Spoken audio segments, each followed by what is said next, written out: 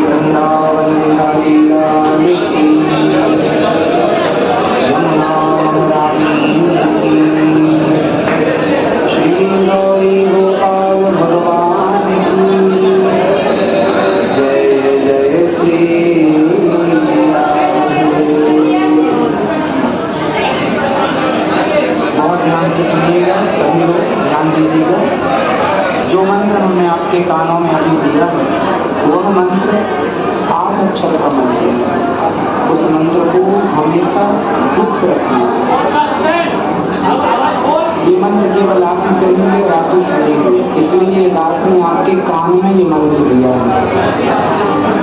इसे किसी को कहना नहीं है, ये तो केवल भाव से इसका जाप करना है। इस मंत्र में 8 अक्षर इसलिए हैं क्योंकि भगवान श्री कृष्ण का जन्म अष्टमी को हुआ था। श्री राधा रानी का जन्म भी अष्टमी को हुआ, इसलिए 8 अक्षर का मंत्र है जो हमने आपके कान में दिया है अभी। इस मंत्र में भगवान की सारी लीलाओं का सार है। जैसे गणित में जरा सा सूत्र होता है ना, और छोटे से सूत्र से बड़ा सवाल हल हो जाता है, उसी तरह ये 8 अक्षर का मंत्र है तो सभी वेदों का पुराणों का सार है। इस मंत्र का आप जितना जाप करेंगे वो आपका धन होगा। अब नीचे का मंत्र देखिए। इस मंत्र को कहते हैं मूल मंत्र, जो हमने आपके कान में दिया है। इस मंत्र का क्या नाम है? मूल मंत्र। अब द्वय मंत्र की ओर चल रहे हैं। नीचे देखिए, ध्यान से लिखा हुआ है, संग संग बोलिएगा। बोलिए, श्रीमन्नारायण चरणौ शरणं प्रपद्ये श्रीमते नारायणाय नमः। फिर से बोलिए मेरे संग, सभी लोग बोलेंगे। श्रीमन्नारायण चरणौ शरणं प्रपद्ये श्रीमते नारायणाय नमः।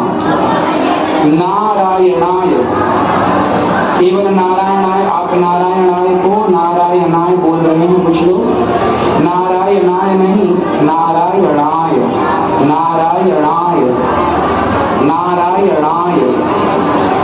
तो नारायणाय शुद्ध उच्चारण कीजिए। एक बार बोलिए मेरे संग, नारायणाय,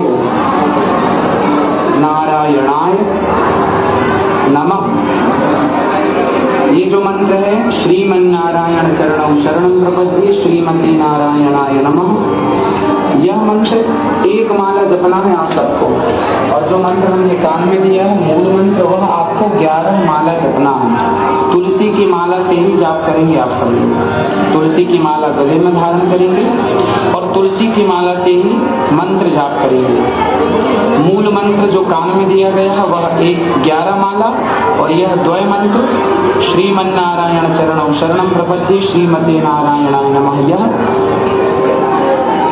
एक माला। इस मंत्र का अर्थ है, ये भगवान श्री कृष्ण के चरणों में हम सभी शरणागति करने जा रहे हैं। इस मंत्र का अर्थ है, सभी लोग हाथ जोड़ लीजिए और मेरे संग भगवान के श्री चरणों में समर्पण कीजिए।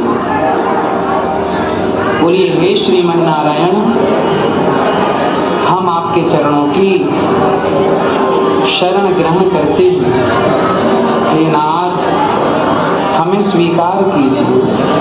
हे प्रभु, हमारे अपराधों को क्षमा कीजिए। हे पतित पावन, हे करुणा सिंधु, हे भक्त वत्सल, हे बिहारी जी, हे जगन्नाथ जी, हे राधा रमण जी, हे प्रभु, हे श्रीमन्नारायण, हम पापी हैं, हम अधम हैं, नीच हैं, दुष्ट हैं, खल हैं, कामी हैं। हे प्रभु, हम जैसे हैं आपके हैं। हे प्रभु, हमारे अपराधों को क्षमा कीजिए। जैसे गाय अपने बछड़े को चाट कर पवित्र करती है, उसी तरह नाथ हमें कोई निर्मल कर सकता है, हमें कोई पवित्र कर सकता है तो केवल आप। हे प्रभु, मैं आपको कभी भूलूं नहीं, सदा आपका चिंतन करता रहूं। जन्म जन्म का पापी हूँ, हे नाथ हमें स्वीकार कर लीजिए। संसार में भटकते भटकते ना जाने कितने जन्म बीत हे श्रीमन नारायण हमें अपनी भक्ति देकर कृतार्थ कीजिए। हे राम, हे श्री कृष्ण, हे प्रभु हमें स्वीकार कर लीजिए, हमारे अपराधों को क्षमा कीजिए। हे नाथ मैं आपको कभी भूलूं नहीं। हे श्रीमन नारायण मैं आपको कभी भूलूं नहीं। सभी लोग बोलिए, बोलो हे श्रीमन नारायण मैं आपको कभी भूलूं नहीं। हे नाथ मैं आपको कभी भूलूं नहीं। ऐसी ही प्रार्थना आप सबको रोज आंख बंद करके भाव से, हृदय से रोज कहना है कि हे प्रभु हम पापी हैं, अधम हैं, नीच हैं, दुष्ट हैं, जैसे हैं हम आपके हैं। ऐसी प्रार्थना रोज आपको आंख बंद करके करना हो। प्रार्थना करते करते आपकी आंखों से आंसू गिरने लग जाएं। जब आप ये कहें कि हे प्रभु मैं आपकी हूँ, मैं आपका हूँ, मुझे स्वीकार कीजिए, नाथ मैं आपको कभी भूलूं नहीं। जब ये कहते कहते आंखों में आंसू आ जाएं तो समझ लेना कि आपने बात दिल से कही है और आपकी बात भगवान ने सुनी है। आंखों के आंसू ही इस बात का प्रमाण है कि आपने बात दिल से कही है। एक बात होती है जो मुंह से कही जाती है और एक बात होती है जो दिल से कही जाती है। जब दिल से कही जाती है बात तो आंखों में आंसू जरूर आते हैं। भगवान से प्रेम करना, भगवान फूल, मिठाई, मेवा, मिष्ठान, सोना, चांदी, हीरा, मोती, धन दौलत की चाहत नहीं रखते। वो इन चीजों की भूखे नहीं। यदि वो चाहते हैं आपसे कुछ तो केवल प्रेम चाहते हैं, केवल आपकी श्रद्धा चाहते हैं। आपके प्रेम के दो आंसू यदि आप उन्हें दे सकें, यदि ये धन आपके पास है आंसू का धन, तो आप देकर प्रसन्न कीजिए। लोग कहते हैं ना कि भगवान सुनते नहीं हैं, गलत कहते हैं। यदि कोई हृदय से कहे, हृदय से पुकारे तो सुनने को तैयार है। आप कभी दिल से पुकारते ही नहीं, आप तो हमेशा मुंह से कहते हैं। जब बात दिल से कही जाएगी तो भगवान सुनेंगे। कौन कहता है कि भगवान सुनते नहीं हैं? अरे मीरा की तरह, प्रहलाद और ध्रुव और नरसी की तरह कोई पुकारे तो सही, पुकारने वाले ही नहीं तो कैसे सुनेंगे? इसलिए आप सभी आज ये प्रतिज्ञा कीजिए, संकल्प लीजिए कि जो बात कहेंगे, भगवान का माला जो नाम जपेंगे, जाप करते करते आंखों में आंसू आ जाए, यही तो प्रेम है। तो भगवान को यही तो चाहिए। कोई फॉर्मेलिटी, औपचारिकता थोड़ी चाहिए कि हम बस बैठे हैं 11 माला का टारगेट पूरा कर रहे हैं। आपको टारगेट पूरा नहीं करना, आपको श्रद्धा से नेत्रों में आंसू भर करके भगवान से सच्चे मन से प्रार्थना करना है कि हे नाथ मैं आपको कभी भूलूं नहीं, और श्रद्धा से जाप करना है। ठीक है, अब आगे चलते हैं। नीचे के 2 मंत्र हैं, उन्हें आप एक एक बार बोलेंगे। बोलिए मेरे संग। सर्वधर्मान परित्यज्य मामेकं शरणं व्रज अहं त्वा सर्व पापेभ्यो मोक्षयिष्यामि मा शुचः। नीचे वाला मंत्र बोलेंगे सभी लोग। लक्ष्मी नाथ समारंभाम नाथयामुन मध्यमाम अस्मदाचार्य पर्यंताम वंदे गुरु परंपरा। ये दोनों मंत्र सिर्फ एक एक बार बोलना है। जैसे पूजा में जाकर बैठेंगे तो एक बार ऊपर वाला, एक बार नीचे वाला, ये दोनों मंत्र एक एक बार आपको बोलना है। फिर अपना जाप, अपना पूजा स्टार्ट कीजिएगा। पूर्व दिशा की ओर आसन, पूर्व दिशा की ओर मुंह करके शुद्धासन बिछा करके आसन में बैठ के पूर्व दिशा या उत्तर दिशा की ओर मुंह करके आपको जाप करना है। आज से हमारे इष्ट होंगे भगवान श्रीमन नारायण। आज से आपके इष्ट कौन? भगवान श्रीमन नारायण।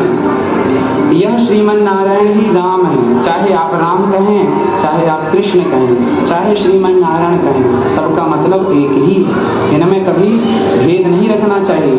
ओवर छोट कहे अपराध। यदि आपने कहा कि राम जी अलग हैं और कृष्ण जी अलग हैं, राम जी बड़े हैं या कृष्ण जी बड़े हैं, ये कहना छोटे बड़े का भेद रखना अपराध है। आज से हमारे इष्ट हैं भगवान श्रीमन नारायण, और वह नारायण ही राम है। राम जी कौन? सभी लोग बोलेंगे राम जी कौन? श्रीमन नारायण। राम जी कौन? कृष्ण जी कौन? जगन्नाथ जी कौन? बिहारी जी कौन? राधा रमण जी कौन? हमारे जितने भी तीर्थ स्थान हैं, जहाँ जहाँ ठाकुर जी विराजमान हैं, सब श्रीमन नारायण ही हैं। आपके घर में जो गोपाल जी हैं जिनकी आप पूजा करते हैं वह भी श्रीमन नारायण है।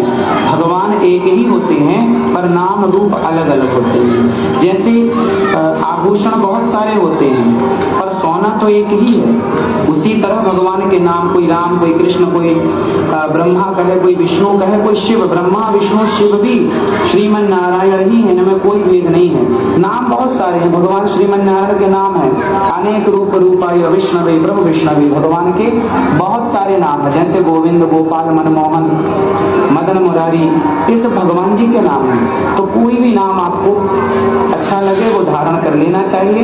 तो आज से आपको चलते फिरते, खाते पीते, सोते जागते श्रीमन नारायण बोलना है। आपके इष्ट कौन है? आज से बोलिए। राम जी कौन है? श्री कृष्ण कौन है? इनमें कोई भेद तो नहीं करेंगे। नहाते हुए क्या बोलना है हम सबको? श्रीमन नारायण। काम करते, खूब काम कीजिए, काम करते रहो, नाम जपते रहो, काम खूब कीजिएगा पर भगवान का नाम ना छूटे। झाड़ू पोंछा बर्तन चौका सारा काम कीजिए पर श्रीमन नारायण श्रीमन नारायण श्रीमन नारायण श्वास की तरह चलता रहे। जैसे श्वास हम लेते छोड़ते हैं, ये नाम भगवान का लेते ही रहिएगा हमेशा, तो आपका काम भी नहीं रुकेगा और भगवान का चिंतन। श्रीमन नारायण का जाप जब करेंगे आप, वैसे माला लेके जपने की जरूरत नहीं है, बिना माला के कहीं भी हैं, एनी टाइम, हर समय, खाते पीते सोते जाते श्रीमन नारायण। ठीक है, अब आगे। आज से आपकी संप्रदाय है श्री संप्रदाय। आज से आपकी संप्रदाय क्या? इसे रामानुजाचार्य संप्रदाय भी कहते हैं। आपकी पुस्तिका में फ्रंट में भगवान रामानुजाचार्य जी का चित्र है, आप दर्शन कीजिए। आज से आपके संप्रदाय श्री संप्रदाय और इसे रामानुजाचार्य संप्रदाय भी कहते हैं। आज से आप सभी को तिलक लगाना है। कैसे? पुस्तिका को ध्यान से देखिए, आखिरी पन्ने में तिलक बना हुआ है। महिलाएं ऐसे तिलक लगाएंगी जैसे ये बना हुआ है और पुरुष ऐसे तिलक लगाएंगे। तिलक सबको लगाना है। देखो मुसलमान टोपी लगाता है ना, उसे शर्म नहीं आती, लाज नहीं आती। आपको तिलक लगाने में शर्म क्यों?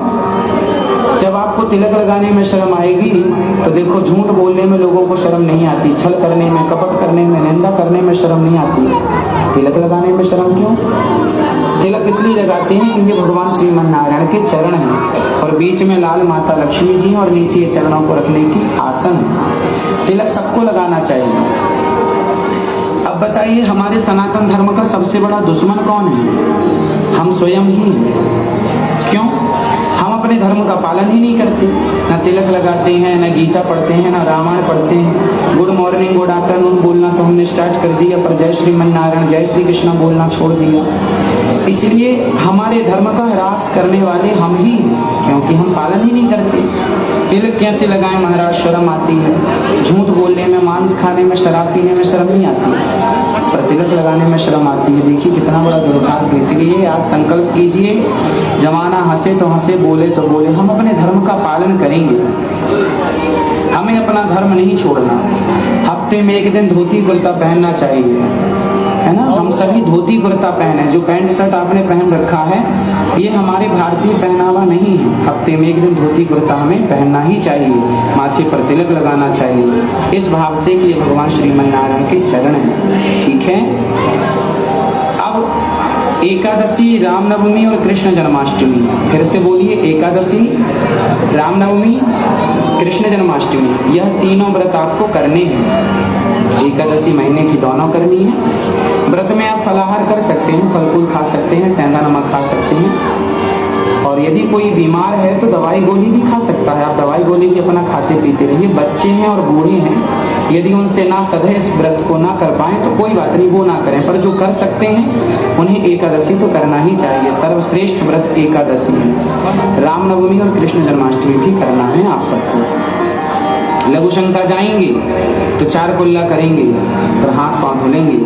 शौच करने जाएंगे तो नहाएंगे, पूरा ना नहाएं तो आप सिर को बचा के बाकी नहा लें, स्नान कर लें, क्योंकि जैसी शुद्धि होगी वैसी बुद्धि होगी, जैसी शुद्धि वैसी बुद्धि। तो आप सभी लघु शंका के बाद क्या करेंगे? हाथ पांव धुलेंगे और 4 कुल्ला करेंगे। शौच के बाद स्नान करेंगे। ये नियम आपको सबको बताना है। ये शुद्धि है, जैसी शुद्धि वैसी बुद्धि। जो खाएंगे आज से पहले ठाकुर जी का भोग लगाएंगे। बिना भोग लगाए कुछ भी नहीं खाएंगे। जो भी है भगवान को भोग लगाना चाहिए, बिना भोग लगाए कुछ नहीं। आज भोग, आप लोग शराब तो नहीं पीते? नहीं। आप मांस तो नहीं खाते? नहीं। शराब और मांस कभी नहीं खाना। खाते हो तो आज से सदा के लिए त्याग दीजिएगा। शराब और मांस खाने योग्य नहीं है। अपने स्वाद के लिए किसी जीव की हत्या करना पाप है, इसलिए हमें मांस नहीं खाना चाहिए। सदा भगवान का प्रसाद खाओ। बात रही लहसुन और प्याज की, तो आप लहसुन प्याज ना खाएं तो बहुत अच्छा है। पर यदि आप कहीं खाते हैं, शादी विवाह में आप खा लेते हैं, यदि आपके घर में बनता भी है, तो ठाकुर जी का भोग नहीं लगता। भगवान जी को भोग मत लगाओ लहसुन प्याज का। और आप कोशिश करें कि ना खाएं। यदि आप खाते हैं तो कोई अपराध नहीं है। आप झूठ कपट का त्याग कर दीजिएगा, लहसुन प्याज बाद में छूट जाएगी। आप धीरे धीरे करके छोड़ दीजिएगा। आज ही छोड़ना है हम ऐसा नहीं कहते, धीरे धीरे करके आप इन चीज़ों का त्याग कर सकते हैं। आप देखिए गौरी गोपाल जी की रसोई में 30,000 लोगों का रोज भोजन बनता है बिना लहसुन प्याज का। सब खाते हैं, बहुत अच्छा स्वाद आता है। तो बिना लहसुन प्याज के भी जीवन संभव है। तो आप खाते हैं, कोई अपराध नहीं है, पर भगवान जी का भोग नहीं लगता, इसलिए मनाही की जाती है। अब आगे इस सब्जेक्ट को आप समझें कि आपको खाना है या नहीं खाना, ये आपका डिसीजन है। आप सभी के आज दास अनिरुद्ध ने पंच संस्कार किए। पहला मंत्र, जो मंत्र हमने आपके कान में दिया उसे गुप्त रखना है, उसे किसी को बताना नहीं है। वो मंत्र रहेगा मूल मंत्र। आपको चलते फिरते आपको श्रीमन्नारायण जपना है काम करते हुए। और द्वय मंत्र आपको एक माला जपना है। इसके बाद आपको सदा भगवान का स्मरण करना है। मैं कुछ नहीं हूँ, सब ठाकुर जी हैं, ऐसा भाव बनाना है। पहला आपका संस्कार मंत्र संस्कार। दूसरा तिलक लगाना है। आज से अपने को दास दासी मानिएगा। हम ठाकुर जी के दास हैं, दासी हैं। पुरुष लोग दास अपने नाम के आगे दास लगाएंगे, जैसे दास विकास, दास विजय, दास अनिरुद्ध, सब अपने नाम के आगे दास लगाओ। स्त्रियां दासी लगाएंगी, दासी सविता, दासी कविता, दासी गायत्री, इस भाव से कि हम ठाकुर जी के चरणों के दास हैं। तो आज आपके पंच संस्कार हुए। पहला मंत्र, दूसरा तिलक, तीसरा नाम दास दासी। तिलक सबको ही लगाना है और नाम दास दासी। चौथा, अब आपकी भुजा में लगेगा शंख। पांचवा चक्र। जाइए ऊपर, शंख चक्र लगवा के अपना। और आज का गुरु मंत्र संस्कार संपन्न हुआ। सबको जय श्रीमन्नारायण, जय श्री कृष्ण। आप सभी लोग हाय हेलो छोड़िएगा और जय श्रीमन्नारायण बोलिएगा।